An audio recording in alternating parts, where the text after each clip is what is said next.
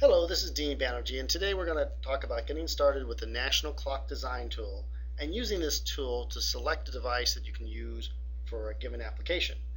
The first thing you see when you start up the application is a home screen. You see there's four options. One, you can load a saved design from the disk by clicking this link. You can launch the browser and check for new versions. Then go to the national.com/timing.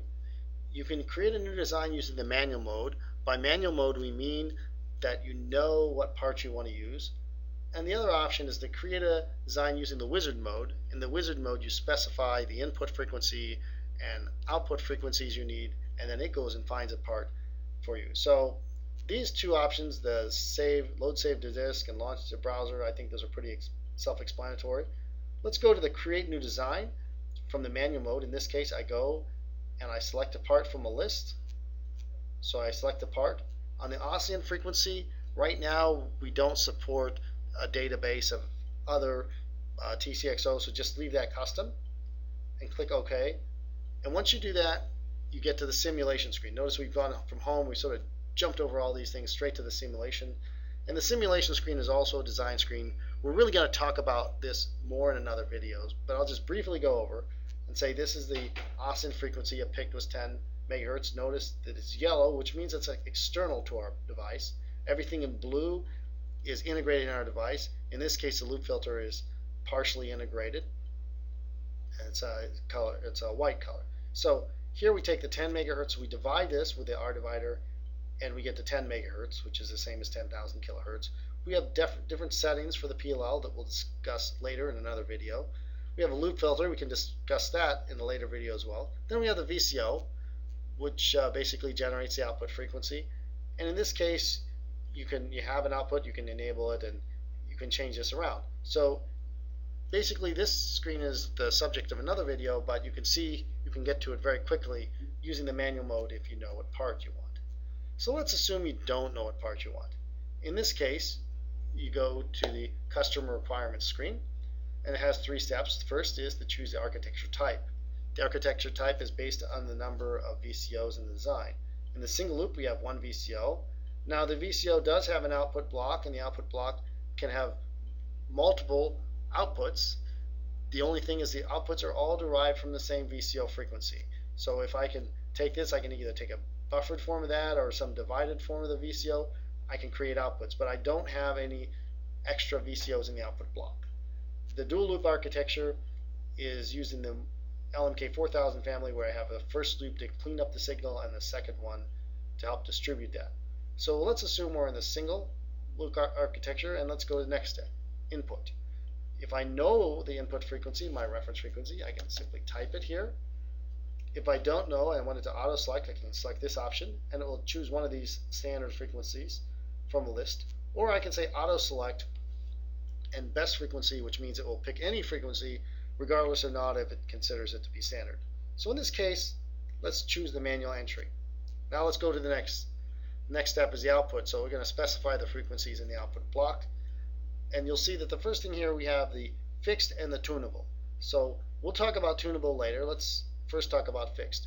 Fixed frequency means that you can have multiple frequencies, but they're all happening at the same time. They don't tune around. So the way we enter this, we can simply type a frequency here. And one of the special features we have too is we support frequencies that are not repeating decimals. For instance, 74.25 over 1001. That is actually a legitimate frequency. That is a non-terminating decimal, and this frequency is exactly what is desired. So you enter it just like it is. If you try to round it off, it will mess up some of the calculations because round off errors. It will try to get something and it will come back with the wrong solution. You can enter in frequencies like 100 plus 1/3. So that's not the same thing as 100.33333 is not the same as 100 plus 1/3. It's very close, but the calculations used in this fixed frequency engine are very sensitive to round off errors, so it's very important to be precise exactly what is meant by the frequencies. You can enter in, like for instance, I could put 200 plus 2/3. You could enter in more than one frequency. If you leave the block blank, then it's simply not going to consider that output. You could specify an output type if desired. So here we've got this set up. Now let's see what happens when we click next. When we click next, we get to the select solution screen, and here we see a list of potential devices that can be used. We see information about how that device is configured and even a ranking of that. We see for any one of these solutions, we can select the block diagram we can see. We can click on text info, it'll tell us some information here. You can click on this link and it will take you to the website and the data sheet. So let's go ahead and pick the first one because it's got the highest score. Now this score is actually based on the phase detector frequency and trying to get the lowest VCO frequency, lowest VCO divider. So you have some criteria we're using to try to score this to pick the one we think is optimal performance for the design. You'll see the layout type, for instance, if I was to show the block diagram, this is clock conditioner. You see this is slightly different layout where the VCO is internal versus external. So that's what layout type means. Matches means that there's more than one way this device could be configured to meet the solution. So let's go ahead and let's click this one on the first, and let's go to the next screen. Now we're at the configuration screen. Now here we see there's two ways to configure this. You'll see the phase detector frequency, and this one is higher, and that's why we give it a higher score. And then there's a different VCO divider value. So you see there's a choice. We're going to choose the first one. Many times you come back, there might only be one configuration. In that case, click that and choose that as the one configuration you want. Now we click next, and we're going to be at the simulation screen, and it's going to set up all the frequencies in accordance to the configuration that was chosen. You can see that in this case the phase detector frequency is a non-repeating or a non-terminating decimal. You can see that take 100 divided by 75, you get 1.333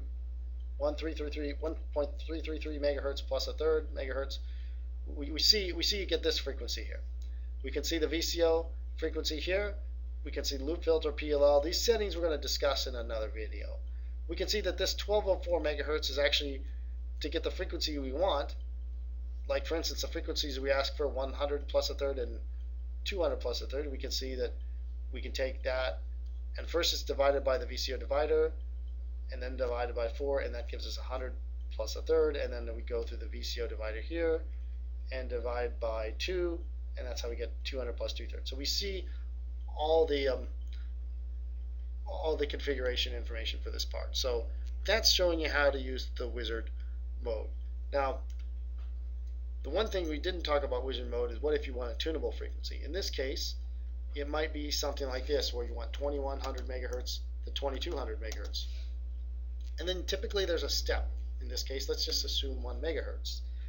And if we go on here, it's a very similar selection process. In this case, there's only one solution. We need to highlight that.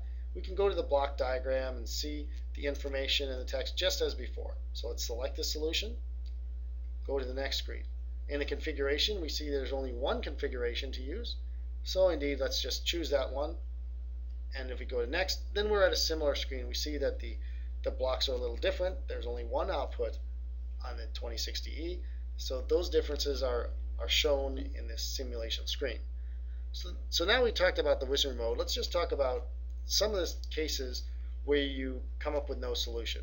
For instance, suppose I have a fixed application and I say I want, say, 100 megahertz here and 100 megahertz here. Now, if I was to be specific, it says no, this must be LV-CMOS, and I do that, it says no solutions found. But if I was to go ahead and remove the restriction and say any, then you'll find out that yes, we do have solutions here. Now, if we go back here, if I was to say put that same thing and then go to the dual loop, you'll find out the LMK4000 actually does have CMOS outputs. But that's one way you can come up with no solution, is being too restrictive about the output type. Another way this can come up with no solution is if you put two frequencies that are not very well related, like 100 and 101. If you think about it, for the VCO to be divided by 100 and to be divided and get 101, it would have to be a multiple of 100 and 101, which would be, it's a multiple of 10.1 gigahertz. So when I say next, it says no. So the way to get around this, well, first of all, if these frequencies don't have to be produced at the same time, that's a very critical thing. In that case, you could go ahead and have 100 megahertz at output 1, and then tune your VCO frequency slightly, and then get 101 megahertz at output number 2. But if they have to be at the same time, that is an issue. Now, in this example, actually, you could probably just take the 100 megahertz reference and use that. That would be also a possibility. So that's one situation you might come up with. With a tunable, the one thing it doesn't consider is, let's suppose I take something like 360 to 460 megahertz. Now, if I was to do this, I actually do get a solution, but the solution is the LMK 2000 or 2002. This has more outputs than I need. It's telling me to use an external VCO that tunes from 360 to 460 megahertz, which is not really the best solution for this. In this example, if we go look at the LMX 2541 datasheet, we see that we have several options. Let's look at this. This is the LMX 2541 SQ3030E option. We see the VCO tunes 2810 to 3230. We can divide by 2 and get half of that, 3, get a third of that. We can actually divide by 8 and get 1/8 of that. So remember, our frequency was 360 to 460 megahertz. In this case, you see I can do this can do 360 to 402 and cover that range, and then I could use the divide by 7 and get 401 to 460. So with a combination of both dividers, I could actually get the frequencies desired. So in this case, what you would do is we would go back here and we do 360, and we said something like 401 megahertz. In this case, we go ahead and we find the solution as desired. Thank you for considering National Semiconductor.